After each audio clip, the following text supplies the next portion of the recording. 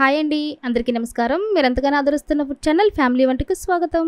ఈ రోజు వీడియోలో మీకు చూపించబోతున్న రెసిపీ పచ్చి మామిడికాయతో స్పైసీ రోల్స్ ఏ విధంగా తయారు చేసుకోవాలో చేసి చూపిస్తాను. ఇవి చాలా ఈజీగా ప్రిపేర్ చేసుకోవచ్చండి. ఇవి రుచికి చాలా టేస్టీగా ఉంటాయండి. పుల్లపుల్లగా, తీయగా, కారంగా చాలా స్మూత్గా, చాలా టేస్టీగా ఉంటాయి. ఇప్పుడు మీరు చేసుకుని ఉండరు, ఈసారి మీరు ట్రై చేయండి. చాలా ఈజీగా ప్రిపేర్ చేసుకోవచ్చు. ఎండతో పని లేకుండా ఫ్యాన్ కింద ఆరబెట్టుకుని ఈ విధంగా రోల్స్ లాగా తయారు చేసి పెట్టుకోవచ్చండి. చిన్నపిల్లలు చాలా ఇష్టంగా తింటారు. ఈ సమ్మర్లో దొరికే పచ్చి మామిడికాయలతో ఈ విధంగా చేసి పెట్టండి. కొత్త ఐటెం చాలా బాగుంటుంది. ఈ రెసిపీని మీరు ట్రై చేయండి. ఇంకెందుకు ఆలస్యం, వీడియోలోకి వెళ్ళే ముందు నా ఛానల్ సబ్స్క్రైబ్ చేయండి, బెల్ ఐకాన్ క్లిక్ చేయండి. ఎందుకంటే ఆ వీడియోస్ అని మీకు నోటిఫికేషన్ ద్వారా వస్తాయి. వీడియోని చివరి వరకు చూడండి. రండి వీడియోని స్టార్ట్ చేద్దాం.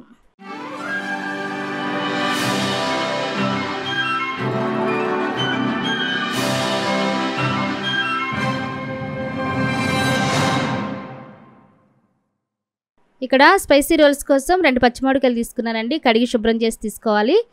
స్పైసీ రోల్స్ కోసం ఎప్పుడు పచ్చి మామిడికాయనే వాడుకోవాలి. పండిన మామిడికాయ అయితే పనికిరాదు. ఇలా పచ్చిగా ఉంటేనే చాలా టేస్టీగా ఉంటుంది.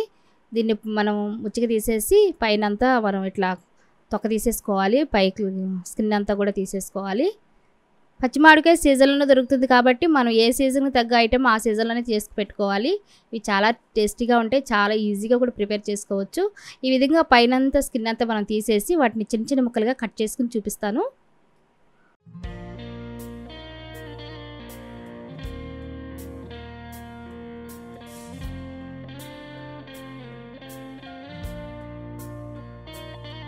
ఈ విధంగా ముక్కలు కట్ చేసుకుని పెట్టుకోవాలి. ఈ మామిడికాయ అయితే చాలా పుల్లగా ఉందండి. రుచికి ఇలాంటిదైతే చాలా బాగుంటుంది. ఈ సైజు ముక్కలుగా కోసుకుంటే సరిపోతుంది.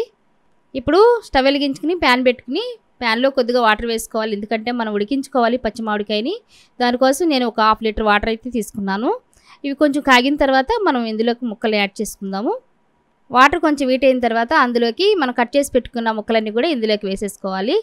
ఈ ముక్కలన్నీ వాటర్లో వేసుకున్న తర్వాత ఒకసారి అటు ఇటు తిప్పేసి దీని మీద మూత పెట్టేసి ఉడికించుకుందాం. ఇప్పుడు ఒక 10 నిమిషాల పాటు మూత పెట్టి ఉడికించుకోవాలి. ఇప్పుడు 10 నిమిషాల తర్వాత మూత చూసుకుందాం అండి. చూడండి, ముక్కంతా కూడా బాయిల్ అయిపోయింది, బాగా ఉడికిపోయింది. ఈ విధంగా ఉడికితే సరిపోతుంది. ఒకసారి గరిటెతో అటు ఇటు తిప్పుకుని చూసుకోవాలి. ఎందుకంటే అడుగంటుతుంది. వాటర్ కొంచెం ఎగిరే కొద్దికి అడుగంటుతుంది కాబట్టి ఒకసారి అటు ఇటు తిప్పుకుని చూపిస్తున్నాను. బాగా బాయిల్ అయిపోయింది. ఈ విధంగా ఉడికితే సరిపోతుందండి.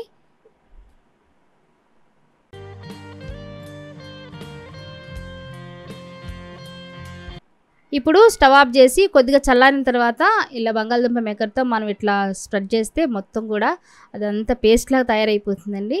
ఈ విధంగా అయితే మనం ప్రెస్ చేసుకోవాలి. దీంతో ఎక్కడైనా కొంచెం నలగని ముక్క ఏదైనా ఉంటే కూడా దీంట్లో నలిగిపోతుంది.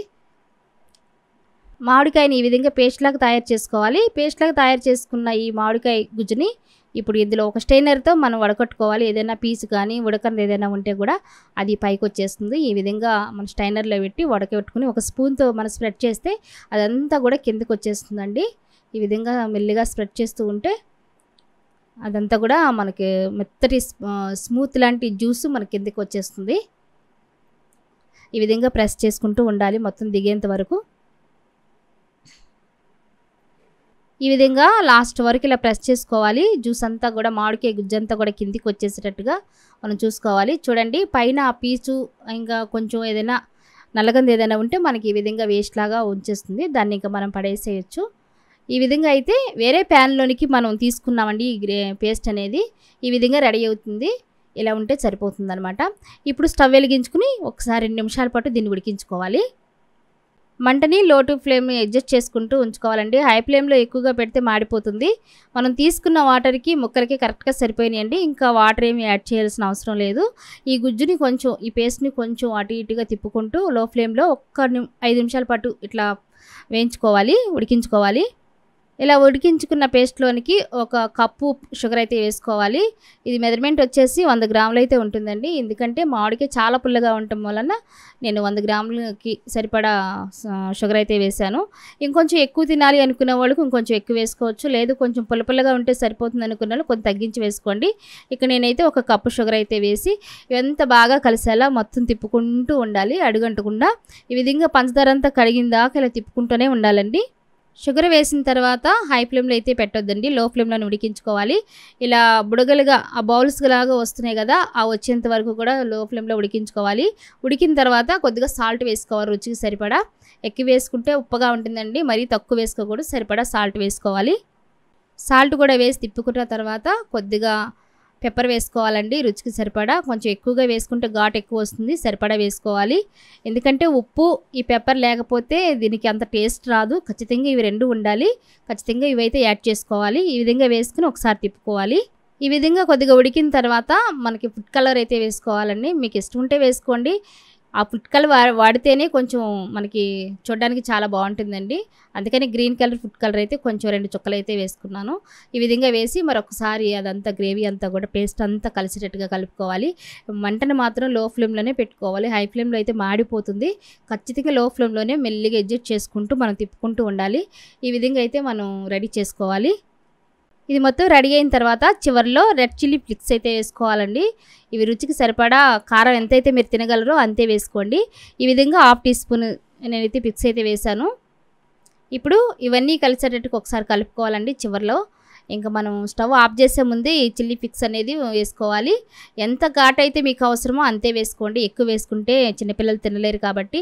ఇవన్నీ కూడా వేసుకుని మనం ఇలా పాకంగా రెడీ చేసుకుని పెట్టుకుంటాం కదా, అవి తినేటప్పుడు చాలా టేస్టీగా ఉంటుందండి. మీరు ట్రై చేయండి.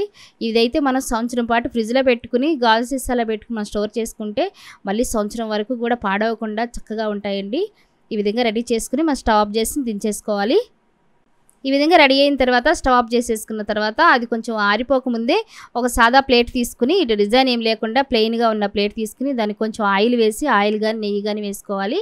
ఎందుకంటే కింద అతుక్కుపోకుండా ఉంటుంది. ఈ విధంగా ఇలా స్ప్రెడ్ చేసేసుకోవాలండి.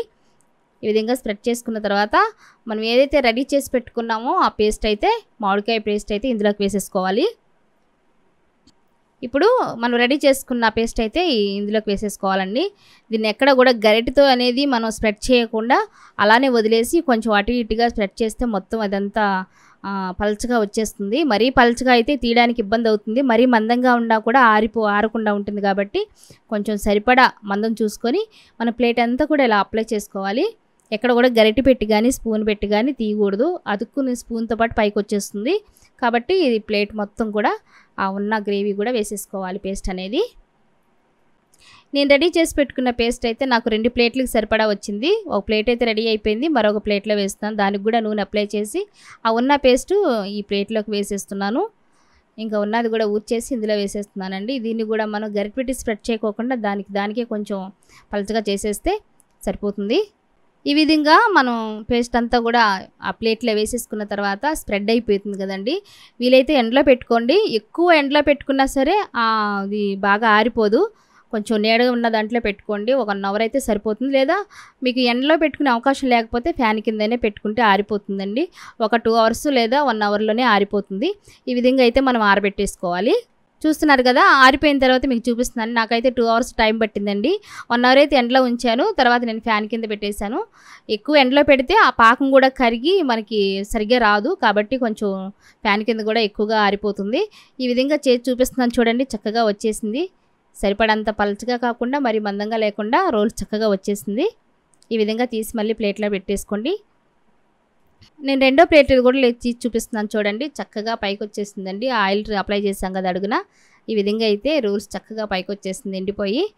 వీడియోలో చూస్తున్నారు కదా ఎంత బాగా వచ్చిందో చూడండి, చాలా సాఫ్ట్గా ఉంది కదా. ఈ విధంగా ఉన్నదాన్ని మనం ఎడ్జ్లన్నీ కోసేసి మన రోల్స్ లాగా రెడీ చేసుకుందాం. ఈ విధంగా తీసుకున్న దాన్ని ఒక ప్యాడ్ మీద కానీ ఒక ప్లేట్లో కానీ తీసుకోండి. మీకు ఎలా వీలైతే అలా చేసుకోండి. ఆ ఎక్కువగా ఉన్న ఎడ్జ్లు అయితే తీసేసేయండి పక్కకి. అవి కూడా తినేసేయచ్చు. మీకు రోల్స్ లాగా చూపించాలని నేను కట్ చేస్తున్నాను, లేదంటే మీరు అవి కూడా ఉంచేసేయచ్చు. ఈ విధంగా కట్ చేసేసుకోవాలి. ఈ విధంగా కట్ చేసుకుని రోల్స్ లాగా రెడీ చేసుకుని ప్లేట్లోకి తీసేసుకోవాలండి.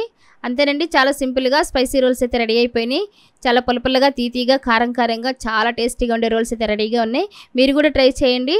ఎలా వచ్చిందో వీడియో మీరు కూడా ఒకసారి కామెంట్ రూపంలో తెలియచేయండి. వీడియో కనుక నచ్చితే లైక్ చేయండి, షేర్ చేయండి, కామెంట్ చేయండి.